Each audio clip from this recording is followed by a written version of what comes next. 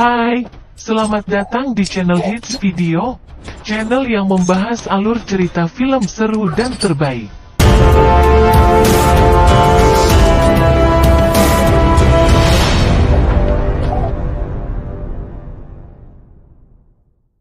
Pada kesempatan kali ini saya akan menceritakan alur cerita film Killer Elite tahun 2011.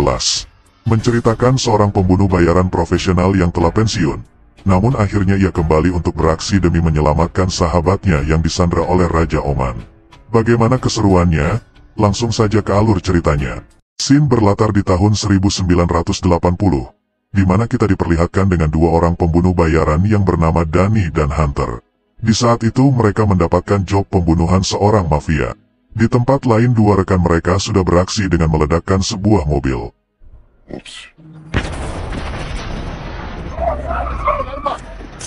Pada saat itu pula giliran Danny dan Hunter yang beraksi. Dengan skillnya yang mumpuni, Danny dengan sangat mudah dan enjoy menghabisi mafia itu. Namun alangkah terkejutnya Danny mendapati di dalamnya terdapat seorang anak kecil, yang tak lain dia adalah anaknya si mafia. Melihat itu lantas membuat Danny terdiam membisu karena merasa bersalah. Akibatnya membuat Danny tertembak oleh seorang polisi yang sedang berpatroli. Beruntung di sana terdapat Hunter yang dengan sigap membackup Danny.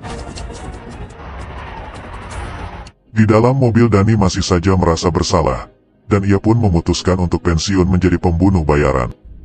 Scene berpindah ke 1 tahun kemudian, di mana kita diperlihatkan dengan Danny yang masih terlihat galau. Tiba-tiba ia mendapatkan sebuah paket yang berupa tiket pesawat bersama foto sahabatnya Hunter yang tengah ditawan oleh kepala suku Oman. Melihat sahabatnya butuh bantuan, dengan cepat Danny memutuskan untuk terbang ke Oman untuk menyelamatkannya. Setibanya di sana, Danny langsung ditemui oleh agen penghubung yang mengirimkan tiket beserta foto Hunter sebelumnya. Dia adalah Jamal. Jamal mengatakan jika Danny ingin menyelamatkan Hunter, maka Danny harus melakukan sebuah misi terlebih dahulu. Dan apabila misinya berhasil, maka Hunter akan dibebaskan. Tidak itu saja, Danny juga akan mendapatkan bonus uang sebesar $6 juta. Tidak lama kemudian Danny pun tiba di kediaman si kepala suku. Kita sebut saja namanya Yai Najib. Yai langsung menceritakan tragedi yang menimpa hidupnya, di mana dua anak dan saudaranya tewas terbunuh oleh suatu kelompok. Yang tersisa hanyalah Bakri, anak satu-satunya yang tersisa untuk menggantikan tahtanya suatu saat nanti. Maka dari itu tujuan Yai menyandra Hunter untuk meminta bantuan dari Danny membalaskan dendam kematian anak dan saudaranya. Dari hasil penyelidikan pasukan Yai, ia menduga jika yang melakukannya adalah kelompok SAS yang berada di Inggris. Di sini Yai Najib meminta Danny untuk membunuh mereka seperti kecelakaan. Tujuannya sendiri untuk melindungi keamanan Bakri. Danny pun setuju. Namun sebelum melakukannya ia meminta untuk bertemu dengan Hunter terlebih dahulu. Setelah bertemu dengan Hunter, tiba-tiba Danny berbohong dan langsung menyerang para anak buah Yai untuk kabur dari sana. Dengan skill yang mereka miliki, Danny dan Hunter dengan sangat mudah menghabisi anak buah Yai Najib.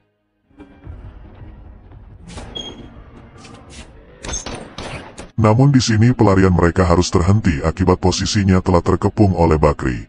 Akibatnya di sini Danny harus terpaksa menjalani misi itu untuk membebaskan Hunter. Pada saat hendak diantar oleh agen Jamal, Danny sangat marah kepadanya. Ia menduga jika Jamal lah yang telah menjebak Hunter hingga seperti ini. Di tengah perjalanan di dalam pesawat, Danny menghayal sedang bersama cewek Palembang yang cantik. Dia adalah Ani, yang merupakan teman masa kecil Danny yang saat ini sudah besar nan beautiful. Tidak lama kemudian Danny telah tiba di Prancis. Di sini Danny menemui dua rekan lamanya untuk meminta bantuan menyelesaikan misi itu. Ia bernama Davis dan dia adalah Marier. Mendengar Danny sedang berurusan dengan kelompok Oman dan SAS, Davis mengingatkan Danny jikalau mereka adalah dua kelompok yang sangat berbahaya. Di mana kelompok Oman yang diketuai oleh Yai Najib banyak memiliki tentara bayaran yang profesional. Sedangkan kelompok SAS yang hendak Danny buru adalah kelompok yang paranoid dan memiliki banyak bala bantuan dari berbagai negara. Maka dari itu Davis menyuruh Danny untuk tidak usah terlibat dengan mereka karena terlalu berbahaya. Namun di sini Danny menjelaskan jikalau Hunter tengah dalam bahaya, karena disandra oleh kelompok Oman. Jika ia tak membantu, maka bisa dipastikan Hunter akan dieksekusi mati. Danny pun memohon kepada mereka untuk membantunya menyelesaikan 3 misi pembunuhan dari kelompok Oman itu. Dan Dani juga berjanji jika misinya berhasil, maka uang 6 juta dolar yang dijanjikan oleh Yai Najib akan ia berikan kepada mereka berdua. Mendengar hal itu lantas membuat Davis dan Marier setuju untuk membantu Dani. Dani pun mengatakan jika misi pembunuhan pertama mereka adalah Stephen Douglas Harris, yang saat ini sedang berada di Oman. Singkat cerita mereka pun terbang ke Oman dan langsung memantau aktivitas Stephen. Malam harinya Dani langsung bergegas menjalani misinya pada saat Stephen sedang asik bercinta. Sedangkan Davis kini tengah memantau kelompok SAS yang tengah berkumpul di suatu bar untuk mencari informasi kejadian di Murbat. Namun sayang di sana terdapat mata-mata dari SAS yang mencurigai Davis. Dengan cepat ia memberitahukannya kepada Spike yang berada di London. Spike adalah salah satu mantan anggota SAS. Di sini Spike menyuruh mantan anggota SAS lainnya untuk terus membuntuti dan menyelidiki Davis. Mendapatkan info dari mata-mata sebelumnya membuat Spike dan mantan anggota SAS lainnya berhati-hati. Dan mereka pun memutuskan untuk menyelidiki siapa Davis sebenarnya.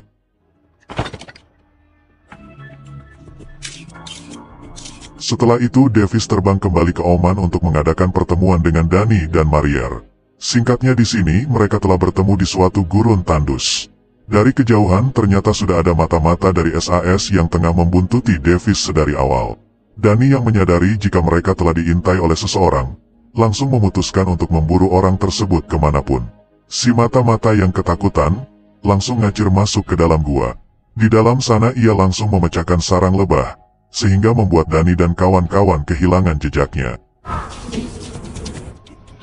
Scene berpindah ke pantai, di mana Davis tengah asik bersantuy.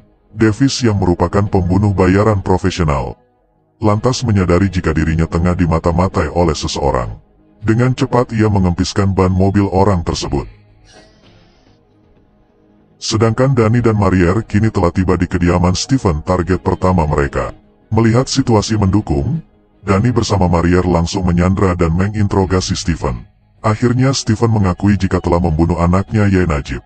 Namun ia juga berkata jika ada orang lain yang terlibat. Ia bernama Eshol. Di sini Dani akan membunuh Stephen menggunakan bodem, agar terlihat seperti kecelakaan. Namun pada saat ia akan melakukannya, tiba-tiba datanglah pacar Stephen ke sana.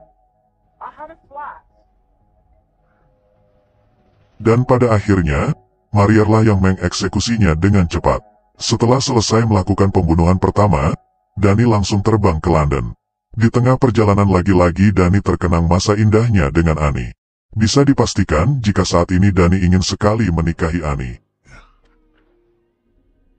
Scene berpindah ke Spike yang terkejut melihat berita di koran jikalau mantan rekannya yaitu Stephen tewas kecelakaan. Berpindah ke agen Jamal yang mendapatkan nama target kedua Dani. Ia bernama Aka Goling yang berada di Oxford News. Dengan menyamar sebagai anggota SAS, dengan cepat Davis menuju lokasi untuk mencari tahu tentang perang di Murbet yang menewaskan keluarga Yai Najib.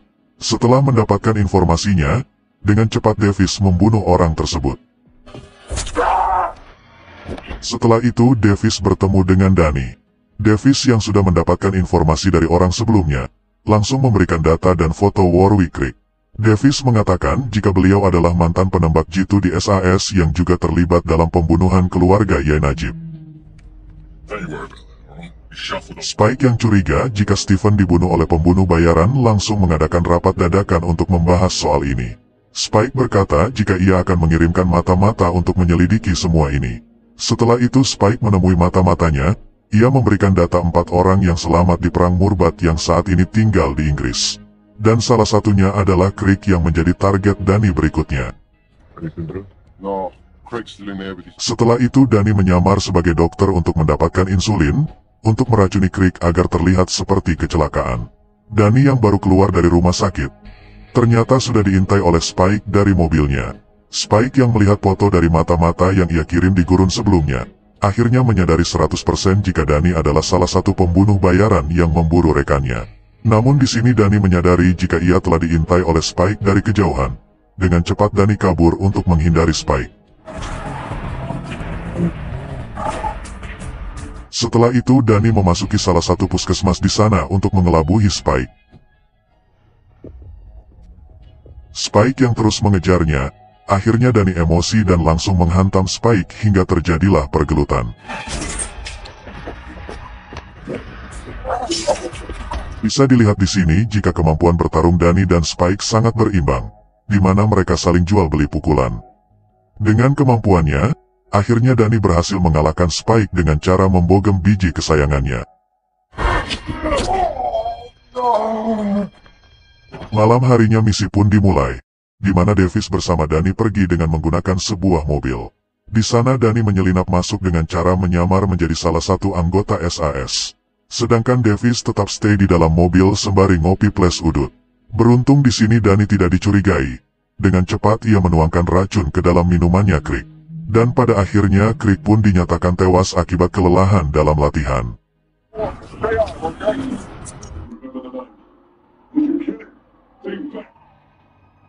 Spike yang menyadari jika itu ulahnya Dani dan kawan-kawannya, nampak kesal dan emosi sejadi-jadinya.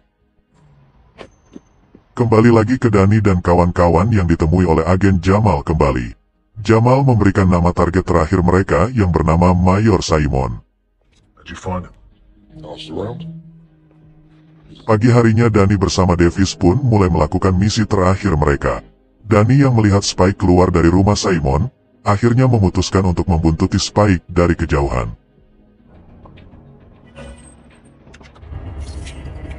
Di sana ia menanyakan siapa nama Spike dari bocil-bocil di sana. Sedangkan Davis ia langsung menghubungi Simon untuk mengadakan pekerjaan palsu. Berpindah ke Spike yang mengadakan pertemuan lagi dengan organisasi SAS-nya. Di pertemuan itu Spike meminta bantuan dari mereka untuk melindungi Simon yang diduga akan menjadi target berikutnya. Namun tak diduga mereka menolak permintaan Spike itu. Alhasil membuat Spike marah dan memutuskan untuk keluar dari organisasinya itu. Kembali lagi ke Dani dan kawan-kawan, di mana mereka sedang merencanakan strategi jitu untuk membunuh Simon seperti kecelakaan. Setelah strategi aman, dengan cepat Merir menyetel sebuah truk tangki untuk ia kontrol dari kejauhan. Singkat cerita pagi pun tiba, di mana Simon saat itu hendak menemui Davis untuk membahas pekerjaan palsu yang ditawarkan Davis sebelumnya. Melihat kesempatan itu, dengan cepat Merir mengontrol truk yang ia sabotase sebelumnya. Benar saja ternyata ia berhasil membuat Simon tewas seolah-olah kecelakaan. Merir yang sangat senang, lantas ingin melihatnya dari kejauhan menggunakan teropong. Namun sayang akibatnya membuat mereka ketahuan oleh anggota SAS lainnya hingga terjadilah kejar-kejaran. Pada saat Merir tertangkap, dengan sigap temannya Merir ingin membantu menembaknya dari belakang. Namun sayang akibat jaraknya terlalu dekat, membuat Merir ikut tewas karena pelurunya tembus ke Merir. Setelah dicek oleh Dani, ternyata mobil Merir sudah dipasangi alat penyadap oleh seseorang. Melihat itu Dani menyuruh Davis untuk pergi dan berpencar demi keamanan masing-masing. Sedangkan Spike sangat emosi mendapati temannya kembali tewas akibat ulah Dani CS. Kembali ke Davis yang tidak mendengar perkataan Dani. Davis tidak pergi jauh, akibatnya membuat keberadaannya diketahui oleh anak buah Spike. Dani yang mendengar percakapan Davis melalui alat penyadap yang ia temukan sebelumnya, akhirnya menyadari jika Davis dalam bahaya. Kembali lagi ke Davis yang saat ini hendak dibawa oleh para anak buah Spike. Beruntung di sini Davis berhasil kabur dari mereka. Namun sayang, akibat terlalu panik membuat Davis tewas terlindas truk yang melaju kencang. Sedangkan Spike yang telah tiba di rumahnya sangat terkejut mendapati rumahnya telah hancur berantakan. Dan di sana juga telah ada Dani yang sudah siap membunuhnya kapan saja. Namun di sini Dani tak melakukan itu. Di sini Dani cuma memperingati Spike untuk tidak memburunya lagi. Bila masih ngeyel maka ia tidak segan-segan lagi membunuhnya. Setelah itu Dani menemui Yai Najib kembali. Dani mengatakan jika misinya telah selesai membunuh 3 target. Dan ia meminta Hunter dibebaskan, serta uang yang dijanjikan sebelumnya. Setelah itu Dani menemui Ani di kampung halamannya. Di sini Dani mengungkapkan permintaan maafnya. Di sisi lain ternyata Spike telah mengetahui aksi pembunuhan Dani ternyata didalangi oleh Yai Najib. Sementara itu ternyata pembunuhan pertama Dani ternyata salah. Akibatnya membuat Dani diteror melalui Ani. Ia dikirimin sebuah peluru di dekat Ani yang sedang tidur. Dani pun khawatir, dan menyuruh Ani untuk kabur keluar kota terlebih dahulu. Setelah itu Dani menemui Hunter. Dani meminta Hunter untuk menjaga Ani, sedangkan ia akan melakukan pembunuhan terakhir yang diklaim salah target sebelumnya. Setelah itu Dani hendak menemui Bakri anaknya Yai Najib untuk membahas target yang sebenarnya. Namun karena kekesalannya membuat Dani emosi dan menghajar anak buah Bakri terlebih dahulu. Di sini Bakri memberikan sebuah buku yang menyatakan jika Stephen tidak membunuh kakaknya, dan pelakunya sendiri adalah Alex Will. Dani pun kesal dan mengancam Bakri. Ia berkata jika itu kesalahan agen Jamal yang memberikan target yang salah. Dan secara otomatis itu bukanlah kesalahannya. Karena sudah terlanjur basah, akhirnya Dani menemui agen Jamal untuk meminta data target sebenarnya. Dari atas ternyata sudah dipasangi alat penyadap oleh Spike. Melihat itu dengan cepat Spike mengerahkan banyak anak buahnya untuk memburu dan menghabisi Dani. Sebelum itu, Spike mengingatkan anak buahnya untuk berhati-hati dengan Dani, karena Dani sangatlah kuat dan overpower. Setelah itu Dani langsung bergegas menuju ke tempat Alex bekerja untuk membunuhnya. Namun ternyata sudah ada Spike bersama anak buahnya yang telah stay untuk menghabisi Dani. Setelah Dani membuka pintu terjadilah. Ternyata pintu itu sudah dipasangi bom oleh Spike. Dengan cepat mereka menyergap Dani untuk dieksekusi. Namun setelah dibuka helmnya ternyata dia bukanlah Dani, melainkan temannya Meryl sebelumnya. Ternyata di sini Dani telah mengetahui dan masuk dari tempat lain. Dengan cepat Dani menyergap Alex lalu membunuhnya. Spike yang menyadari jika Dani telah berhasil membunuh Alex langsung bergegas mengejarnya. Dengan kelincahannya Dani berhasil menghindari tembakan yang dilesatkan oleh Spike.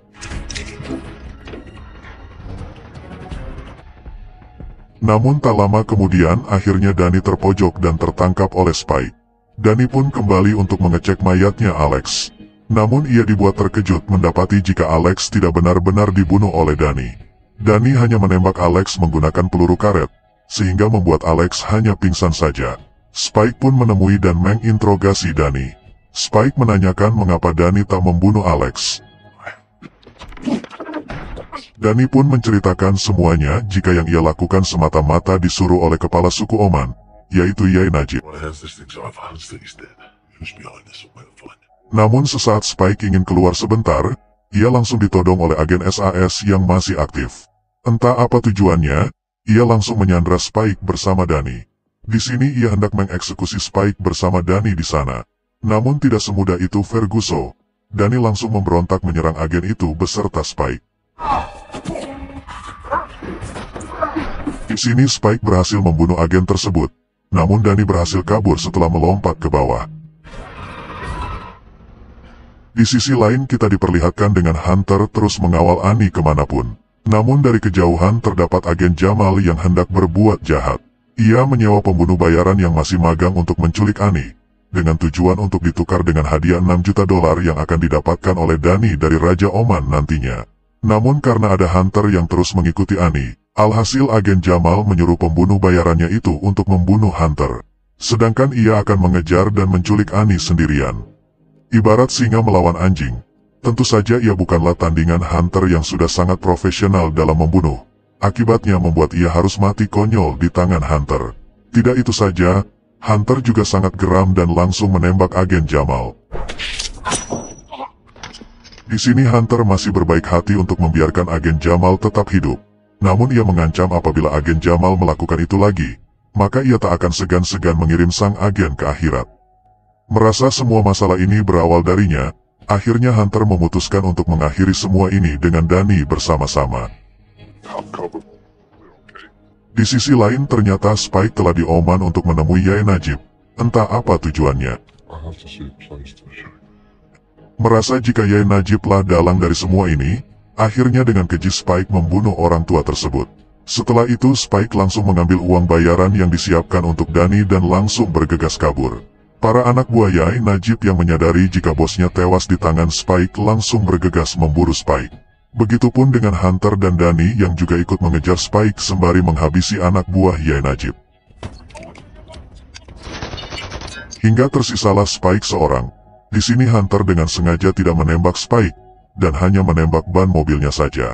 Pada saat terpojok oleh Danny, Hunter malah mengambil sedikit uang dan memberikan sisanya kepada Spike.